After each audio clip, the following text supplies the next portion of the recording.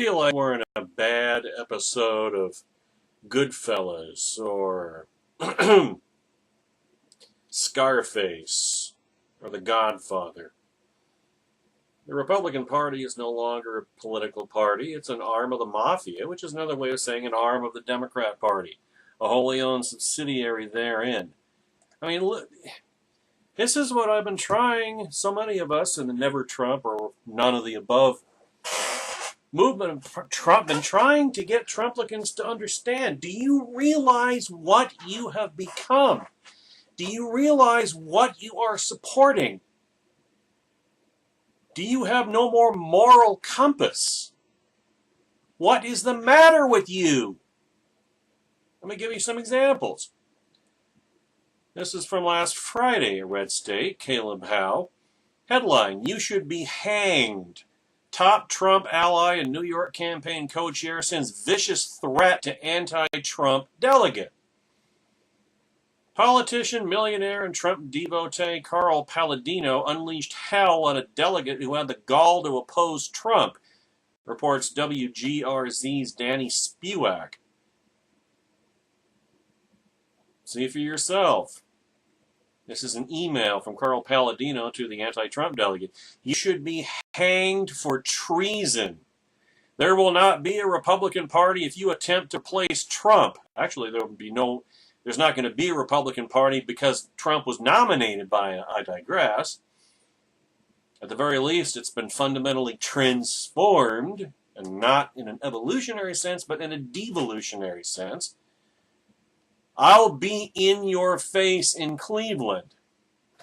To which the only honorable and rational response is, "Bring it on."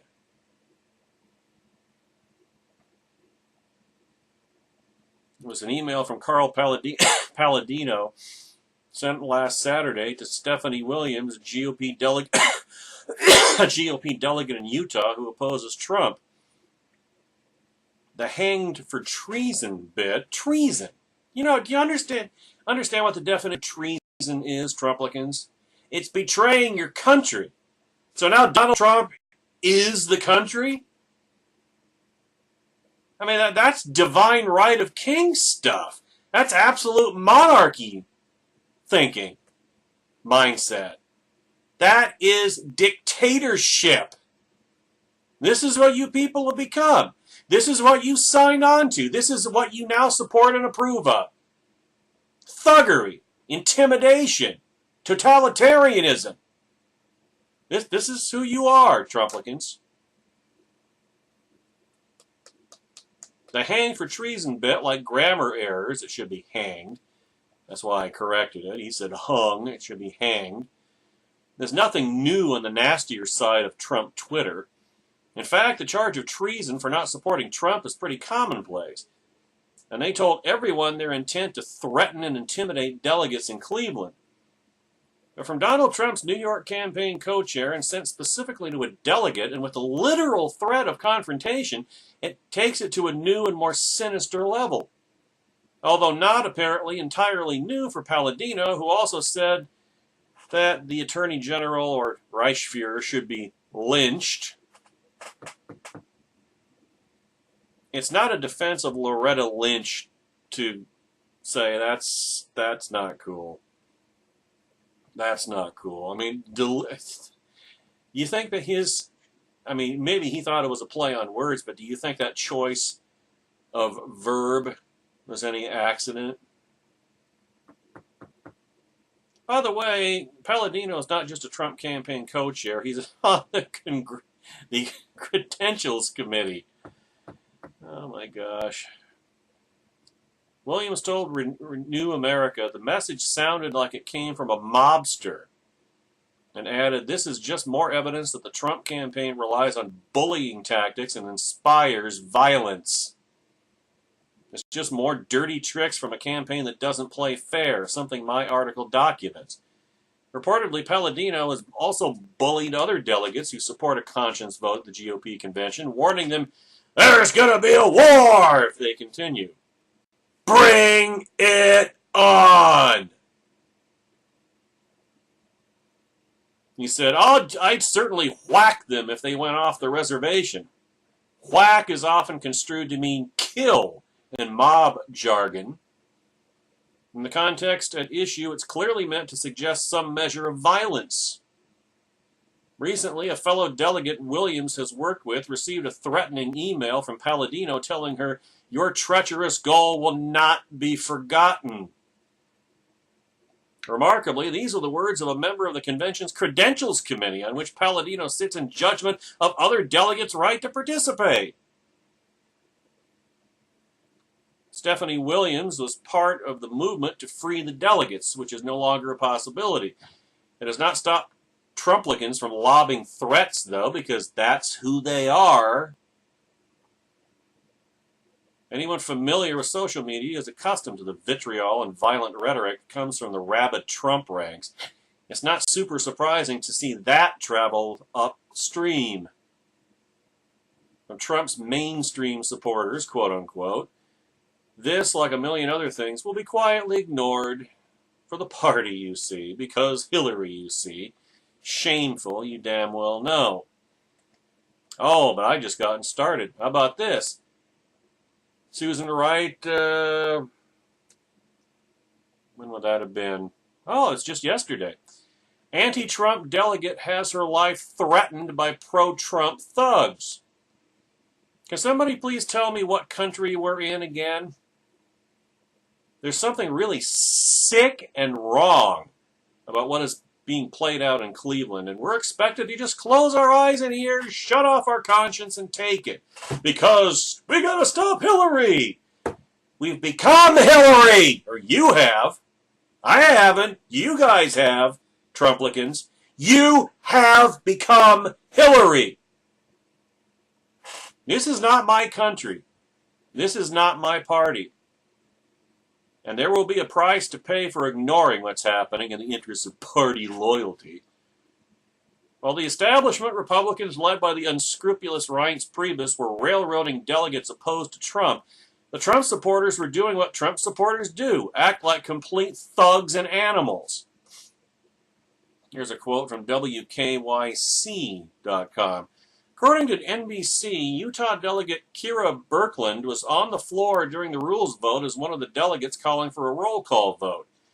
Birkeland reportedly went to the women's restroom, and when she emerged from a stall, a group of Trump supporters surrounded her and threatened to kill her. Threatened to kill her! Threatened to kill her! Urging her to leave the party in the state. I myself was told by one of Trump's loyal Trumpidian cultists that this was their party now and we conservatives were being asked to leave. This was over the internet, however. Had I been surrounded in a bathroom by a group of these thugs and had my life threatened, I'm not sure what my reaction would have been. Although I think I have a pretty good guess if it were me. As the convention moves forward amid speeches from B and C-list celebrities, handpicked for their willingness to lavish praise on Trump, anything to grab another moment in the sun, we can expect to hear more reports of thuggery and conduct unbecoming a civilized nation. Anyone who doesn't think this is an indication of what our nation will descend to should Trump get the nod in November is sadly mistaken. Trump supporters with Stormfront, a neo-Nazi organization, said months ago that a President Trump would usher in the Fourth Reich in America. It appears his brownshirts are already on the move in Cleveland. And I'm still not done, folks. Exclusive. Minnesota delegate tells Red State they were warned of, quote, consequences, end quote, by Trump camp. This is Leon Wolf yesterday at Red State. They've been beating the pavement today talking to delegates from the states who allegedly put their petitions for a roll call vote on the Rules Committee Minority Report. One of the states that initially joined the petition for a roll call vote was in Minnesota. Wolf caught up with the Minnesota delegate Andy Aplikowski, today, and in an exclusive interview, he described how Republican Party members and the Trump campaign operatives including Jeff Sessions' chief of staff, descended on their delegation and attempted to get delegates to withdraw their signatures from the petition. Mr. Aplikowski talks about the importance of the reforms that were proposed to the rules and how they had nothing to do with unbinding delegates for Trump. The RNC was able to convince Trump delegates and campaign operatives to the contrary because it's an esoteric issue and many of them aren't super bright. Either that or they are just super thrilled about the RNC taking their power away anyway. He also describes how RNC Trump operatives told the Minnesota delegation that there would be consequences for a yes vote, that they would withhold funding from Minnesota candidates and cut off victory funds. Take a listen. Hi, this is Leon Wolf of RedState.com, and I'm here at the Republican National Convention with Andy Aplikowski, who's a delegate from Minnesota. He is a cruise delegate from Minnesota.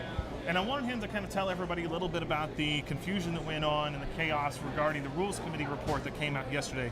So if you could just briefly describe, because I think a lot of people are confused about this, what were you guys trying to accomplish in terms of the rules package that was being put forth and the roll call vote that people wanted?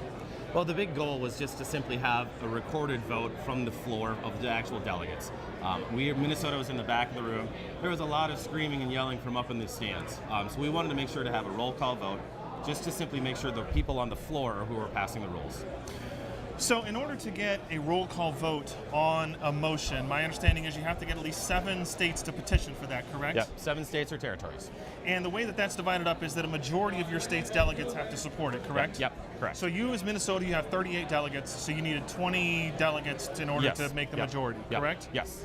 So tell us a little bit about what happened, because our understanding is Minnesota was one of the original signatories, but your petition was later withdrawn. So tell me what you saw. So Monday morning we had a delegation meeting back at our hotel, and we actually discussed the matter. We had a pretty good, short discussion, but a good discussion, just making sure this wasn't about stopping Trump. This was not a Never Trump movement. This was about fixing the rules, making some real grassroots-friendly motions or suggestions into the rules that were squashed down in committee. So we wanted the roll call to try to stop those rules from just being rubber stamped at the convention. So we had a voice vote. I think it was about 24. We were able to track down and get 22 of the people that actually signed the petition. And then that was turned in to our kind of local leader. One of our alternates was heading that up. And then they turned that in. And I was told there was 11. They say 9. So, but then there was a major delay in the progress. If you saw, there's a lot of tape rolled that wasn't apparently supposed to be there, and they waited 2 or 3 hours while we were all off in our committees. And I left. I was on platform, so I did have to leave the floor. But I was told people were still coming down, grabbing the people that had signed, because by this time our petitions were turned in. Those people were either talked to on the floor or taken to a different place, just off stage, and talked to by different members of the Trump campaign or the RNC to try to get them to change their mind. And what sorts of things do you know did the Trump campaign or the RNC say to these people to try to persuade them to basically remove their signatures from the petition? Well, I know one of the leaders for the Trump campaign, a chief of staff of, I think it's Jeff Sessions, talked to one of the delegates I was talking to last night, was saying that he's going to get a congresswoman to come down and try to change his mind, and they were very afraid that this was a Never Trump movement, not just something about making sure the rules are there. I wasn't part of the specifics. I was pointed out by a couple of people from our delegation to Trump people, and they just knew, don't bother talking to him, he's not going to change his mind. So was there any mention of the RNC is not going to have victory money come into your state? How about your candidates? Yeah, early and those on, when we had our delegation meeting, that was brought up that that a yes vote would have consequences. That could mean money doesn't come our way, or they might not support some of our candidates that we've endorsed. I'm from Minnesota. We've heard it before. I've been on the state exec, and they've made all these promises. In 2014, we picked the NRSC's candidate, Mike McFadden, for U.S. Senate. He did everything. That's who they wanted. They did everything right. In the end, they dropped the sales on him in October, and he was left hung out to dry. So, the threats didn't work with some of us, but it did with others.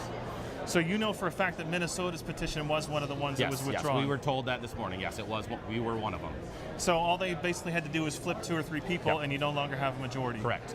Did they come back at any point and try to repoll after those 2 or 3 people left? No, and that was one of the problems was I was up in platform committee trying to text to some of the people I knew that were involved in this and organizing it, and I said, you need someone on the floor because they're whipping the people back the other way. And unfortunately, I was in platform, so I couldn't do it, and there was no one else. it wasn't a delegate running the operation. It was a guest and an alternate, so they were unable to get onto the floor to fight back and try to keep people there. The other big problem is we don't know who all signed within our own delegation, so we're not sure. It was kind of a witch hunt this morning at breakfast. Who bailed on us? Right. So talk just very briefly, if you would, about some of the changes that you guys wanted, because I think a lot of people had the misconception that this is all about Never Trump, and it was trying to, but in reality, if I understand this correctly, it's trying to roll back a lot of the things that were put in place in 2012 that make it more difficult for grassroots conservatives to mount a challenge to somebody like Mitt Romney. I mean, it's not, there was some new stuff included in the rules that are even more atrocious than 2012. One of them is, for instance, the RNC Executive Committee can now write rules. Right. So they can pass rules that this body can't necessarily change. They don't ever go to the Rules Committee. They will go to the Rules Committee, but the Rules Committee is basically appointed by the Executive Exactly. Committee. So that was one of the things that we wanted to address. There were a few minority reports that were submitted and defeated, or tried to submit it and defeated. Another thing is the open primaries. You know, the winner-take-all open primaries is really where Trump got a lot of his support. Where, you know, I'm from Minnesota. We've actually had the crossover effect on both sides of the aisle affect a primary or an election, where Democrats crossed over, Republicans crossed over and picked the other candidates, or the other party's candidate. Right. So we thought one of the things to do is maybe not have the open primary states or open caucus states be bound. Those delegates would be unbound. Right. Or there's a different scenario, or doing a different breakdown instead of this winner-take-all scenario. Minnesota, when this was the first year we ever had to deal with binding when I was on the executive committee, and it took us months to come up with our rules that were going to fit within the RNC, and we made our winner-take-all threshold incredibly high so that it was, you know, that there was a minority voice in our caucus, right. which you see here today. Right. So, and you guys, some of the Trump people, in fact, Gary Eminence from North Dakota was very angry about. He's a Trump guy. He's the one Trump guy from North Dakota. Have you talked to any of the other ones who really understand what's going on in terms of why they should get behind these rules changes? I mean, is it just water under the bridge? It's too late to do anything now, or can this issue be revisited? Well, I mean, that was one of the things. As I got elected for a Cruz delegate, and then once he dropped off, I stayed involved, got on platform, and one of my hopes was that we can fix the rules so we don't go through this next time. During our morning meeting where we had our voice vote and discussion, one of the big things that some of the delegates were concerned of, that this was a Never Trump. This was a taking the nomination away, and we said, no, I said I would not be supporting this if this is what this was. So I think at this point, unfortunately, you know, the rules are there. I mean, we're all kind of a backdrop at this point. We got the $5,000 ticket to pay to come out here and be a cardboard cutout at this point. Yeah. Andy, thanks so much for your time. Appreciate it. Remember what we said in a previous video about how Trump could care less if the Republicans get wiped out at every other level as long as he wins? There you go. There you go, ladies and gentlemen. I mean, this convention will be the final alienation of conservatives by the Republican Party, and not just because of Trump. They've demonstrated over and over that they simply do not care about conservatives or for their input. Neither do they care about the alleged concerns of Trumplicans. They have neatly regained their footing after the Trump surprise and have used the opportunity presented by his inept campaign to consolidate power for themselves. Disgusting.